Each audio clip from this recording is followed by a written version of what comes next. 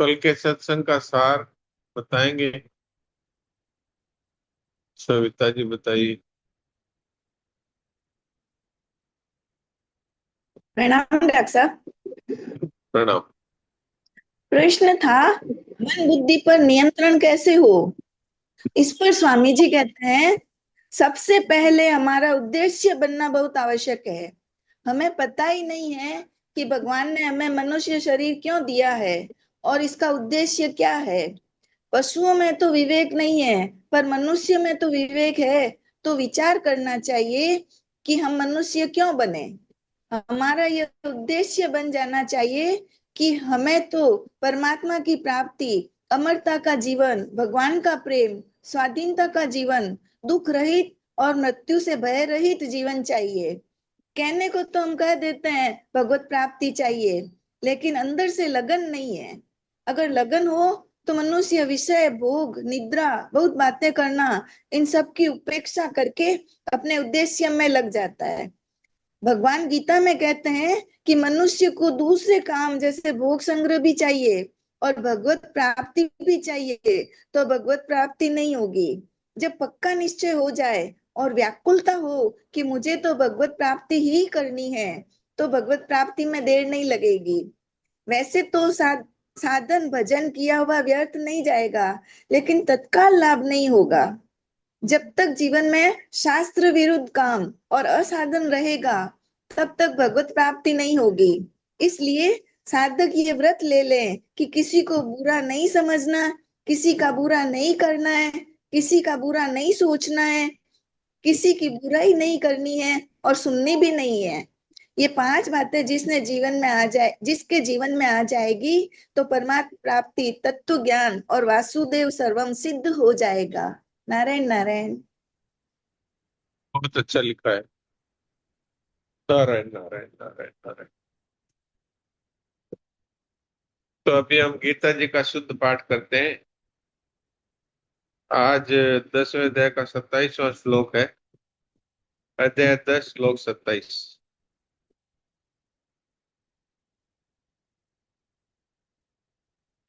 उच्चैः श्रवसमश्वानां विद्धि पार्थमृतोद्भवम् ऐरावतं गजेन्द्राणां नराणां च नराधिपम् उच्चैः श्रवसमश्वानां विद्धि माममृतोद्भवम् ऐरावतं गजेन्द्राणां नराणां च नराधिपम्।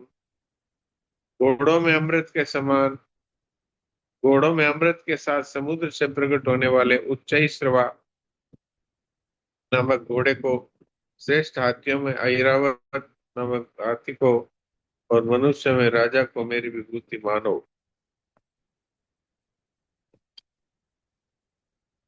निर्मला शर्मा। नारायण नारायण महाराज जी प्रणाम। नारायण नारायण। ओम जय श्रीमस्वानां विधिमामृतोद्भवम् ऐरावतं गजेन्द्राणां नारायणाय च नराधिपम्। आप ठीक बोले हैं, लेकिन ऐरावतम बोले हैं, ये ऐरावतम है। एक के ऊपर एक मात्रा और है। तो नीचे वाली लाइन फिर बोलिए। ऐरावतं हाँ, गजेन्द्राणां ऐरावतम ठीक नहीं है। ऐरावतम। ऐरा ऐरावतं गजेन्द्राणां। अब ठीक है। हाँ वाणी तो नारायण बोलो। नारायण नारायण महाराज जी प्रणाम। नारायण प्रणाम। उच्चचे स्व उच्चचे उच्च चे नहीं है, उच्चई श्रव समाश्वानाम। उच्चे स्वसमस्वानां विद्धि माममृतो भवम् मृतो विद्धि मामृतोद्भवम्। माममृतो माम माममृतोद्भवम्। माममृतोद्भवम् हाँ। ऐरावतं गजेन्द्राणां नराणां च नराधिपम्। हाँ, तुम ऐरावतम बहुत अच्छा बोल रही। बढ़िया। नरे नरे मारे प्रणाम। नारायण नारायण। कृष्णा देवी।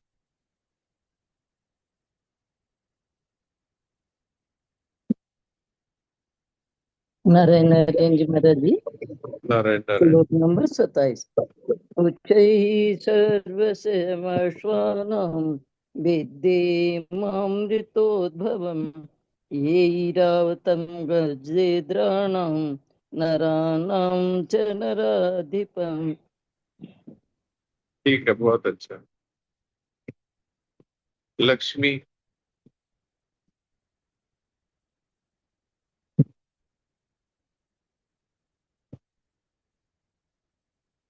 लक्ष्मी को लगता है कुछ प्रॉब्लम है।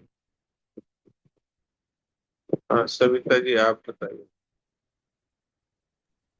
नारायण नारायण। नारायण।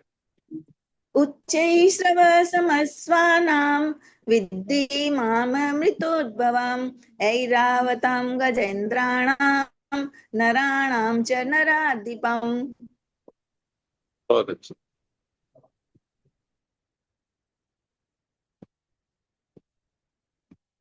सुलोचना देवी। प्रणाम महाराज। प्रणाम। उच्चे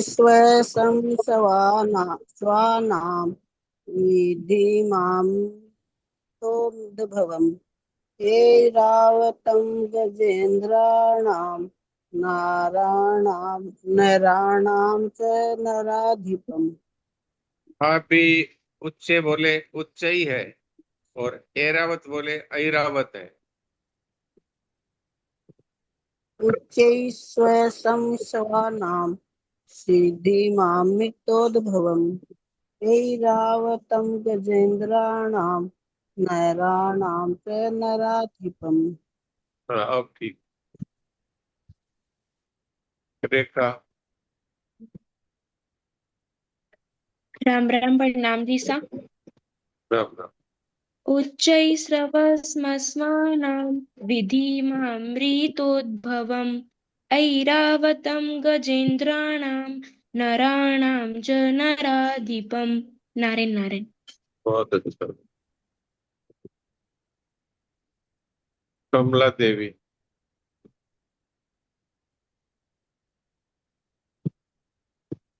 राम राम। राम राम। उच्चैः वेदेनामृतोदम् ऐरावतं गजेन्द्राणां नराणां च नराधिपम्। सुनील दास जी। राम राम महाराज जी। राम राम। उच्चैस्रवसमस्वानां विद्धि माममृतोद्भवम् ऐरावतं गजेन्द्राणां नराणां च नराधिपम्। बहुत अच्छा। लक्ष्मी, आपको मैं फिर मौका दे रहा हूं। अगर आप सुन रहे हैं तो आप अनम्यूट होके बोलिए। हाँ, बोलिए।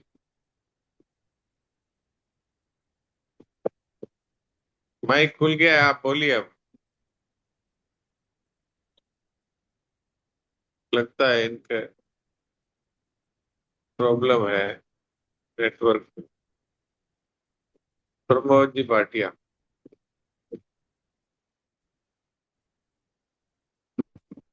प्रणाम गुरु जी।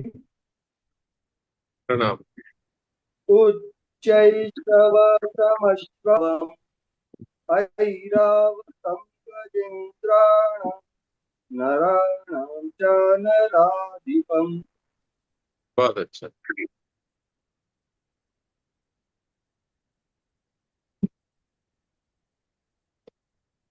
गायत्री। प्रणाम डॉक्टर साहब। प्रणाम।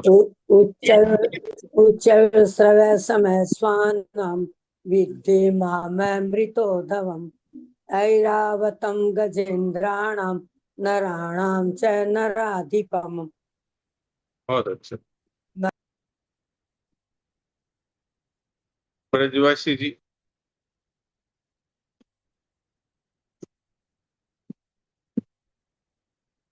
बोलिए।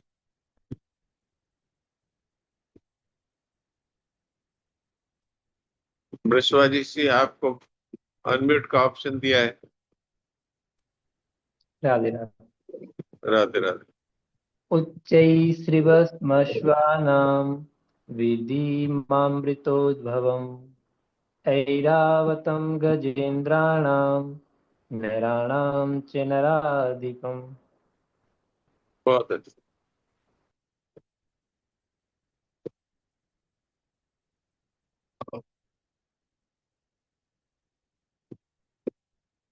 मालती देवी।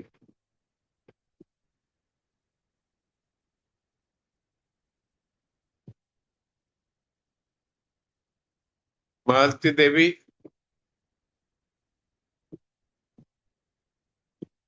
आपको माइक खोलने का मौका दिया है।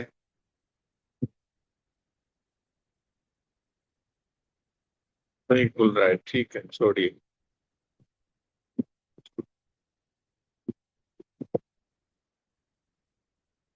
तो हम लोग आज मंगलवार है, नंदिनी से मीरा चरित सुनेंगे।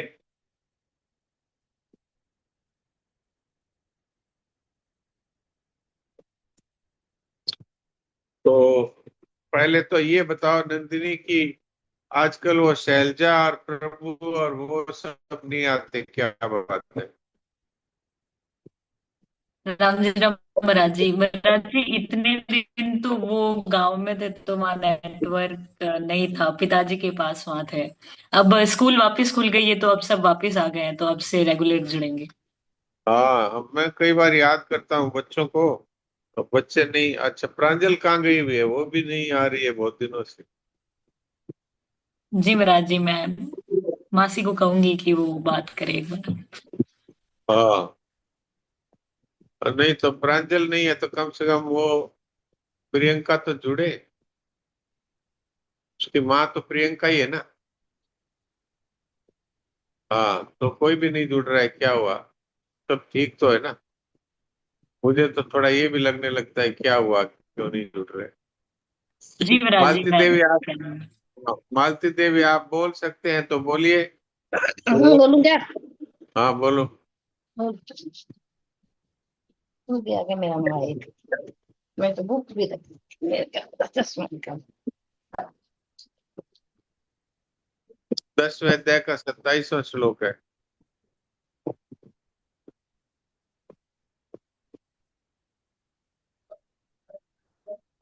उच्चे सब राम राम महाराज जी राम राम। राम राम। उच्चे सब समसानं विद्धि मामृतोधवम् ऐरावत गजेन्द्राणां नारायण च निराधीपम्।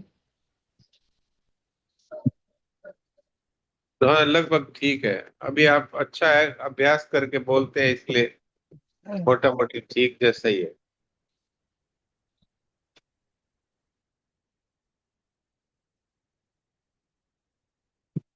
हाँ नंदिनी, अब बोलो।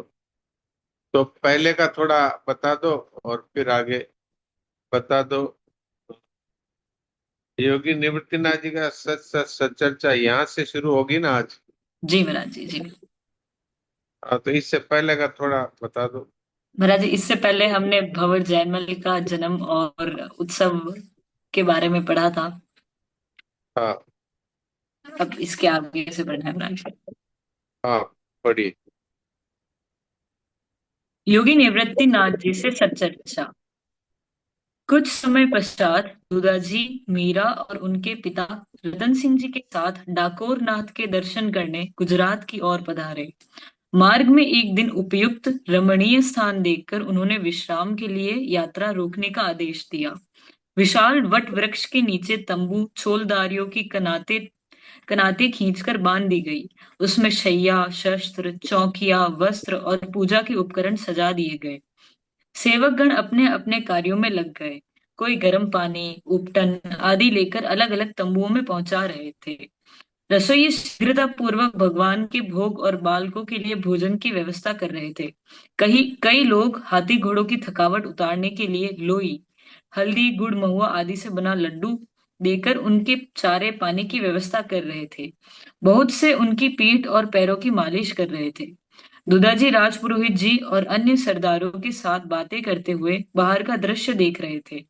एक छोटे पहाड़ की तलहटी में कल कल करती स्वच्छ सलीला सरिता प्रवाहित थी।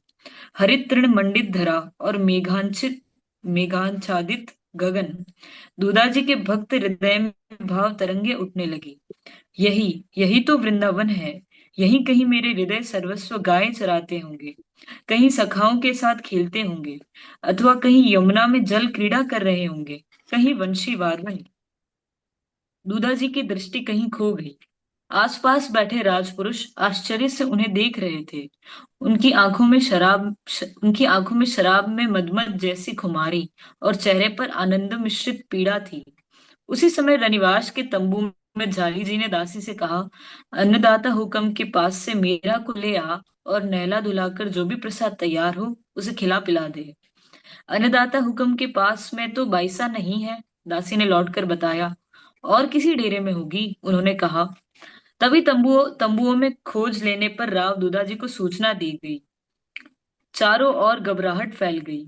महाराज, बाईसा नहीं मिल रही है, साथ आई सेना के प्रधान ने कहा। क्या? उन्होंने भाव समाधि से निकलते हुए पूछा। बाईसा का कहीं पता नहीं है, उन्होंने सिर झुकाए हुए निवेदन किया। आसपास ही कहीं होगी, हम ढूंढते हैं, तुम अपना काम देखो। सेवक और कुछ सैनिक चारों ओर गए हैं। नायक ने हाथ जोड़े हुए कहा। राजपुरोहित जी और दो उमरावों के साथ दूदाजी सीधे सरिता तट की ओर चले। जी चाहता है पुरोहित जी, यहीं एक पर्ण कुटी बना लूं और भजन करूं, दूदाजी ने कहा।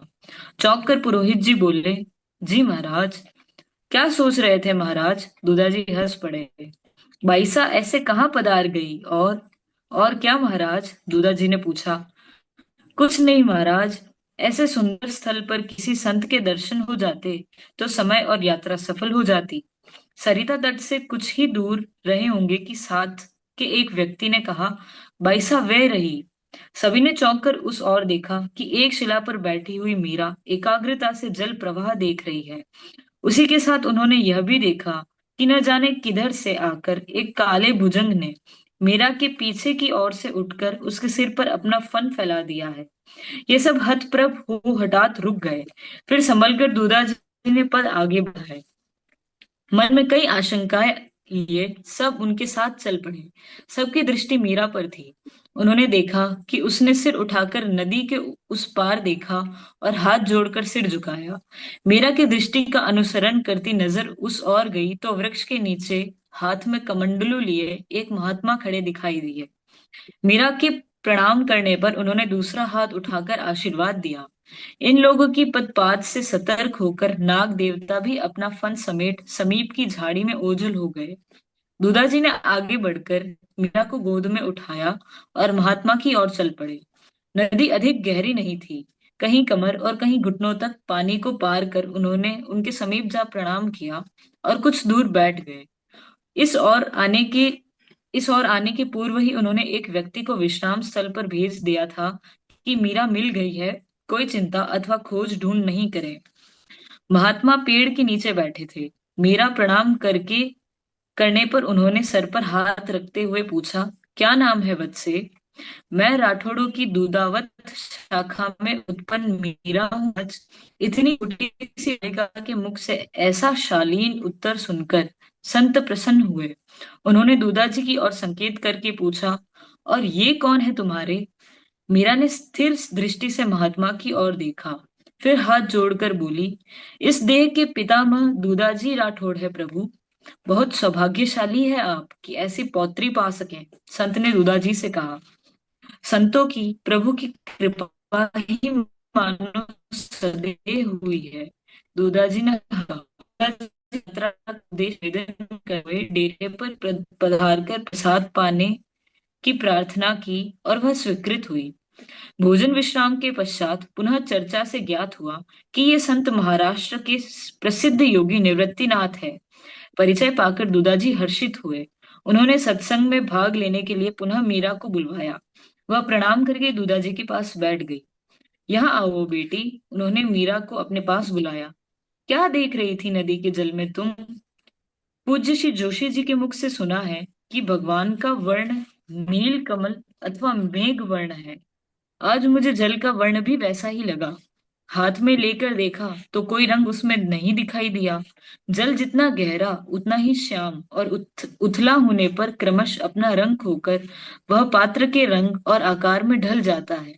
क्या भगवान भी ऐसे ही? मीरा ने वाक्य अधूरा छोड़कर महात्मा की ओर देखा। हृदय हृदय की गहराई, स्वच्छता, कोमलता और बुद्धि की तीक्ष्णता उन नेत्रों में झलक उठी थी। उस दृष्टि से प्रभावित हो योगी निवृत्तिनाथ कुछ क्षणों के लिए मौन रह गए। फिर बोले, हाँ पुत्री, भगवान का कोई रंग नहीं है। बहुत गहरे होने से ही ये श्याम लगते हैं और देह रूपी पात्र में उसी के अनुरूप ढल गए लगते हैं। किंतु पात्र और रंग में ढलने पर भी जल जल ही रहता है। वैसे ही नाना रूपों में ढले होने पर भी उनकी भगवत्ता तनिक भी कम नहीं होती। जल के श्याम होने का एक कारण यह भी है बेटी कि उसमें आकाश का प्रतिबिंब दिखाई देता है। तो गहराई कुछ नहीं? मीरा ने पूछा। नहीं बेटी, मुख्य तो वही है, किंतु गगन के प्रतिबिंब को भी नकारा नहीं जा सकता। समझी भगवान, यह नाना देह दृश्य क्रमों के प्रतिबिंब है, किंतु मुख्य तो भगवत्ता ही है, यही ना? संत चकित हो मीरा का मुख निहारने लगे। एक संत से योगासन भी सीख रही है यह, दादाजी बोले। इसके गुरु का कहना है कि अष्टांग योग के ज्ञाता से दीक्षा दिलवाई जाए। वे जितना जानते थे उतना सिखा चुके। इसी प्रकार संगीत की शिक्षा भी पाई है। दोनों ही गुरु किसी उच्च कोटि के शिक्षक को ढूंढने की राय देकर विदा हुए हैं। योगी नाथ ने मीरा से योग और संगीत विषय कुछ प्रश्न पूछे और उसके उत्तर तथा स्वर से संतुष्ट होकर उन्होंने उसे शिष्या रूप में स्वीकार करने की स्वीकृति दी। राव दूदा, उन्होंने कहा, यह बालिका उच्च कोटि की भक्त, ज्ञानी, संगीतज्ञ, योगिनी होगी। आप अभी डाकोर नाथ के दर्शन करने जा रहे हैं और मैं पुष्कर जा रहा हूँ।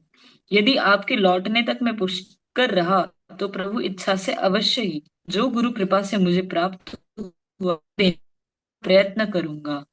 बाबू साहब, हम डाकोर जी क्यों जा रहे हैं? भगवान के दर्शन करने बेटी। वहां क्या भगवान साक्षात विराजमान है? पूज्य जोशी जी तो कहते हैं कि अंतर्यामी रूप से भगवान सर्वत्र उपस्थित है। तब क्या वे मेड़ता में नहीं है? इसका उत्तर निवृत्तिनाथ जी ने दिया।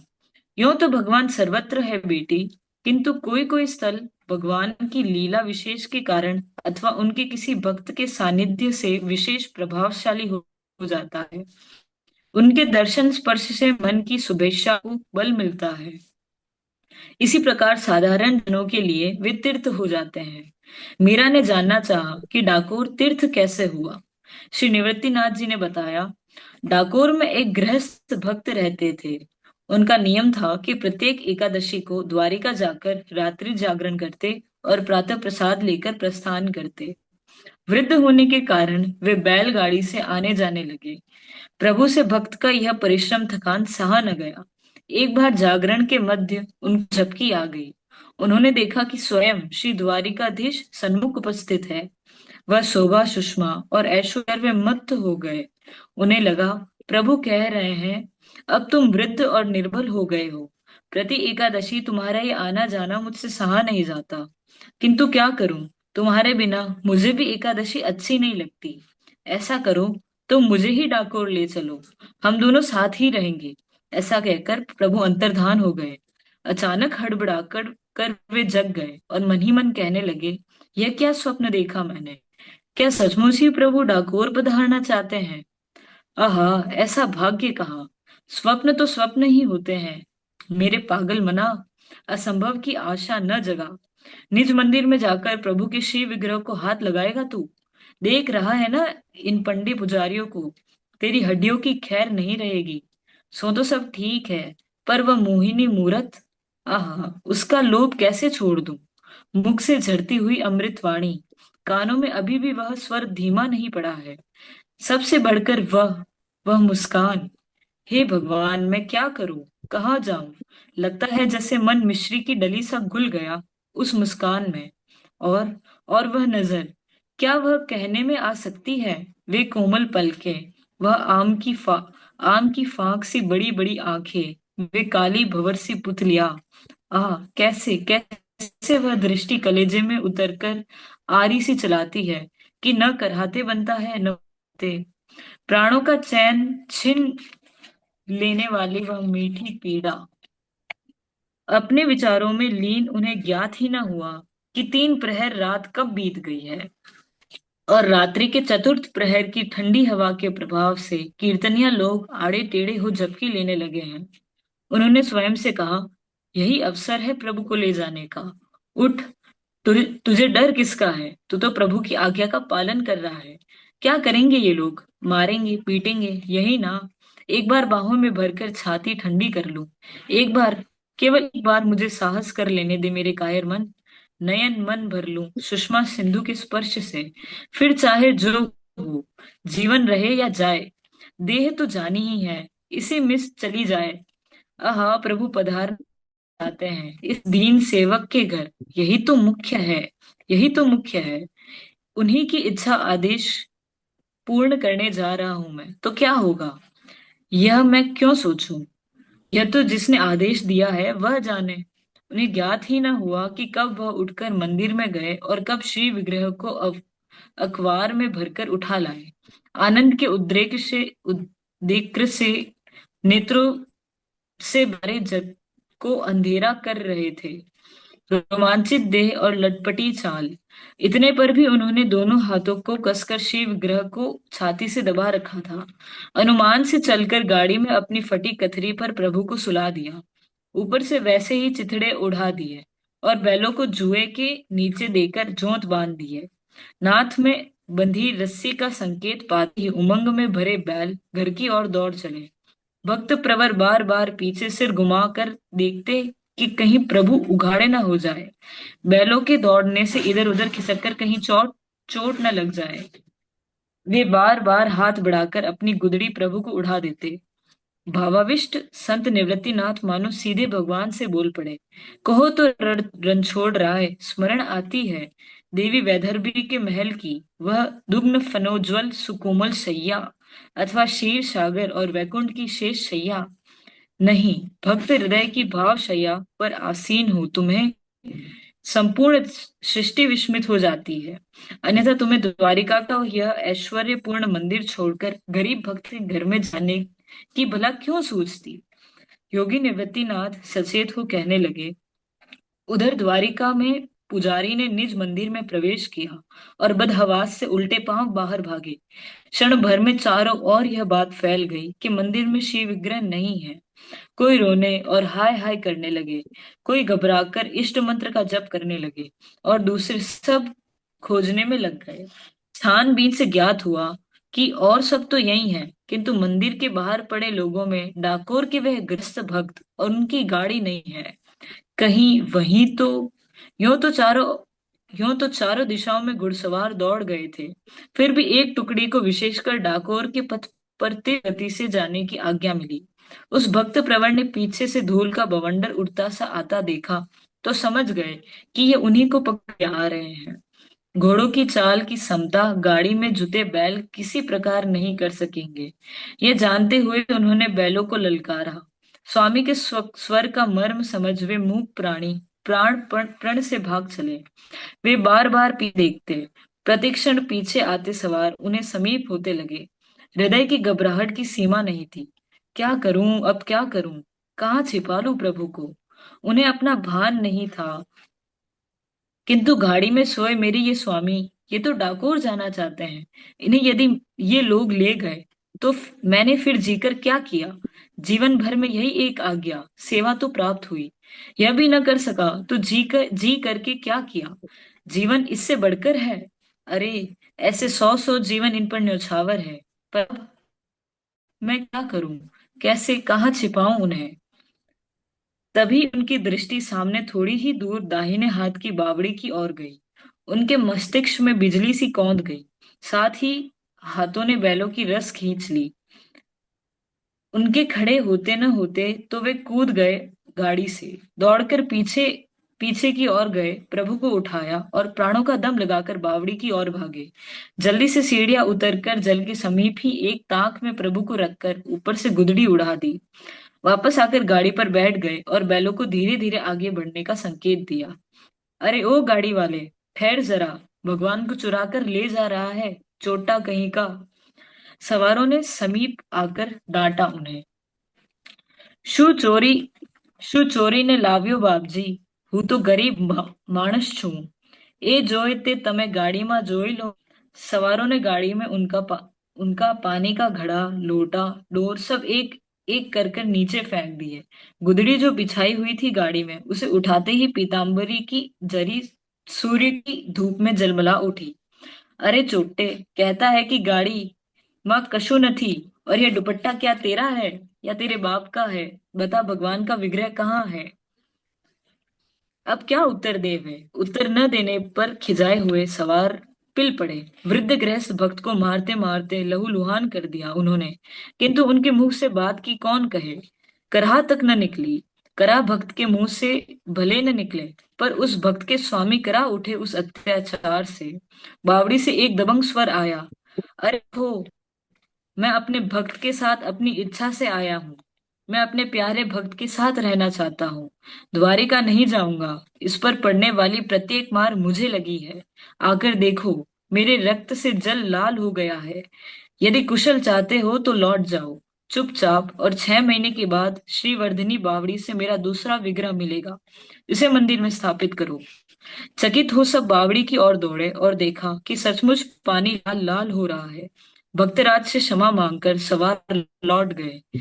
धीरे धीरे वे बावली में उतरे और शिव उठाकर हृदय से लगा लिया।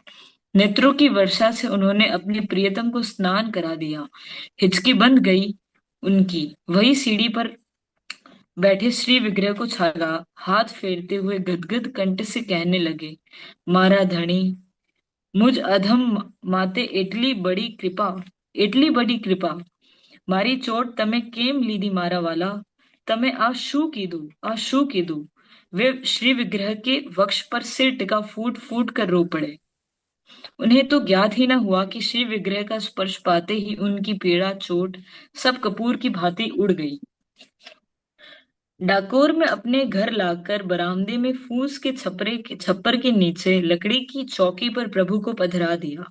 आज वहां भव्य मंदिर है। बाद में द्वारिका से पुजारी आए।